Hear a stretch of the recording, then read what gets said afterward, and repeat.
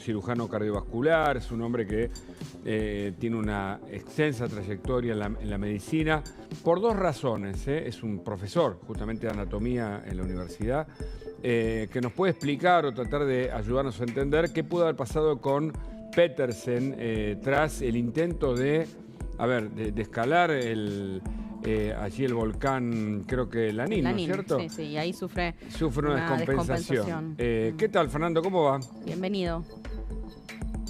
¿Qué tal? Buenas tardes, ¿cómo les va? Gracias por el contacto. Supimos hasta ahora una descompensación y una falla multiorgánica, eso es lo que plantea el parte médico, más allá de este caso particular, que obviamente, bueno, cada caso, ¿no? es único y especial. ¿Qué se sabe, ¿no? de este tipo de situaciones? Digo, por ejemplo, si alguien tiene algún tipo de antecedente, escalar una montaña, la presión, etcétera, puede llegar a acelerar un proceso de este tipo. Sí. No, claro, porque muchos dicen, no estaba ni siquiera en el proceso de escalamiento, estaba en la base. Entonces ahí tiene como un problema que muchos dicen, viste, como una situación de pánico o algo raro, se empieza a sacar la ropa, puede ser también propio de un ahogamiento que sintió. Es alguien que tiene 56 años, que para esta altura, es una persona considerada joven, que tiene experiencia, que está entrenado, no es alguien que de repente no tiene actividad física y tuvo como una descompensación antes de escalar. Por eso la pregunta es, ¿algún tipo de medicamento? Algunos incluso arriesgaron a hantavirus, algún contagio inesperado, alguna reacción alérgica. Por eso le preguntamos a Sichero qué datos puede manejar y qué pudo haber pasado.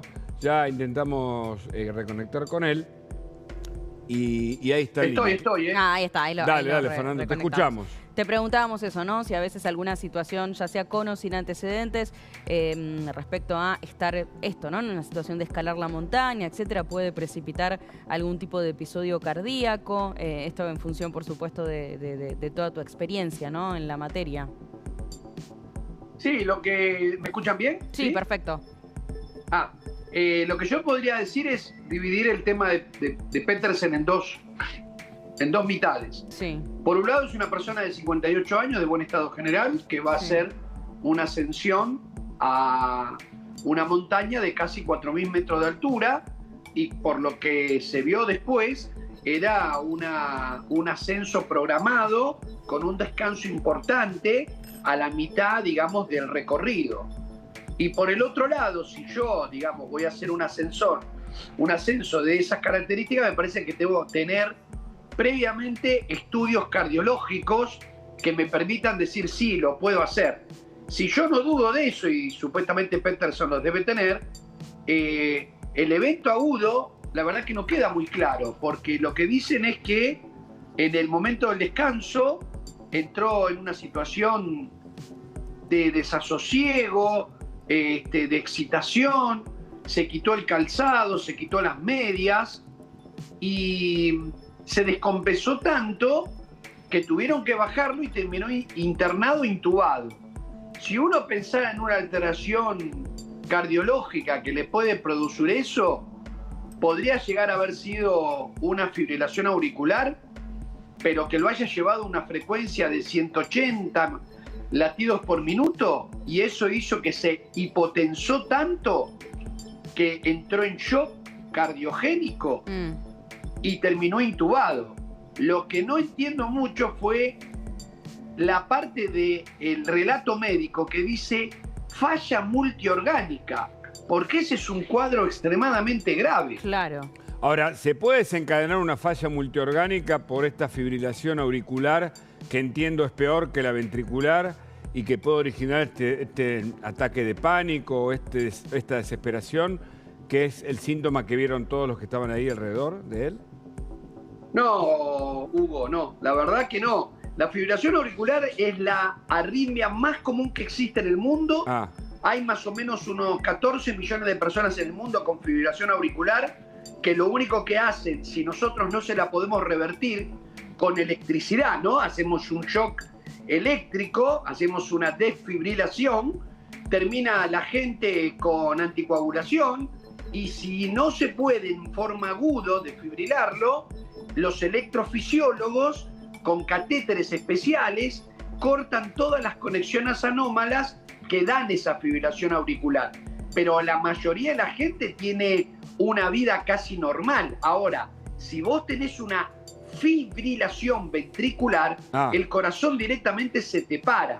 Esa era al revés, no la ventricular era la más... Exactamente. ¿Qué es para explicarle a la gente exactamente este tipo que tuvo él? Claro, o sea, seamos bien simples. El corazón late 60 o 70 veces por minuto. Y cuando nosotros necesitamos que llegue sangre rápido, sobre todo a los músculos, aumentamos la frecuencia a 100, 120, una carrera, jugar al fútbol, nadar rápido, ¿no? Para eso necesitamos más cantidad de oxígeno y por eso aumenta la frecuencia cardíaca. Ahora, la arritmia es por un latido permanente muy alto o muy bajo. Si es muy bajo, se llama bradicardia o bloqueo auriculoventricular, que el paciente le late 30 veces por minuto y necesita un marcapasos. Y si tiene taquicardia supraventricular, puede llegar a 140, 150. Y si tiene fibrilación auricular, el problema que tiene la fibrilación auricular es que el corazón no late parejo. Entonces la persona se siente como que todos nosotros tenemos el corazón desde que nacemos, por lo tanto no lo sentimos. Nada más que cuando late muy rápido no nos damos cuenta.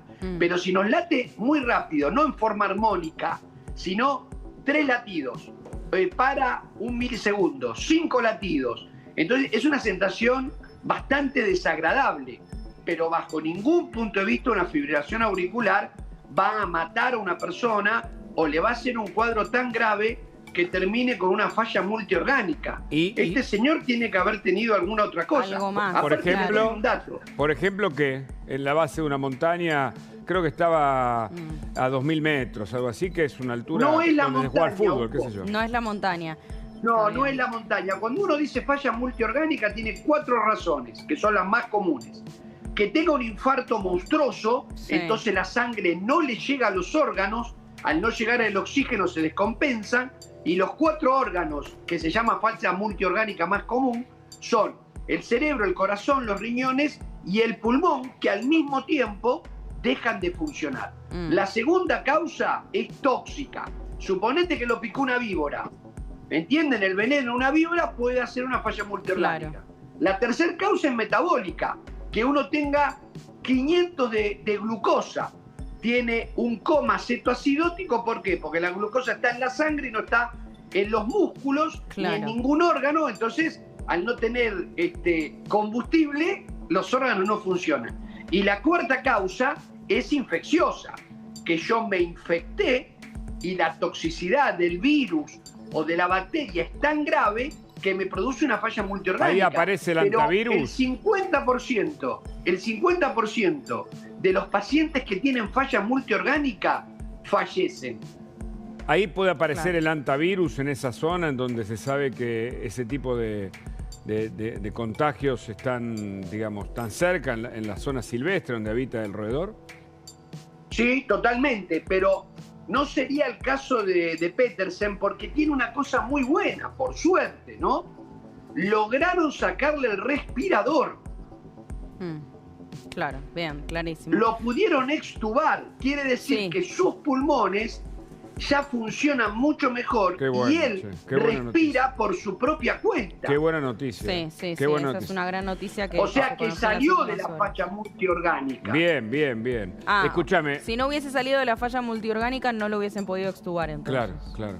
No, bueno, la causa de que tenía una falla multiorgánica en primer tiempo nos hace sospechar a todos, a ustedes como periodistas, a nosotros como médicos, que era intrasladable. Claro. Justamente porque no tenía capacidad para llevar un paciente en una situación tan crítica de un lugar a otro porque se iba a morir. En este momento, ya ventilado por sus propios medios, ya es un paciente absolutamente estable. Y yo no sé si en este momento lo trasladaría.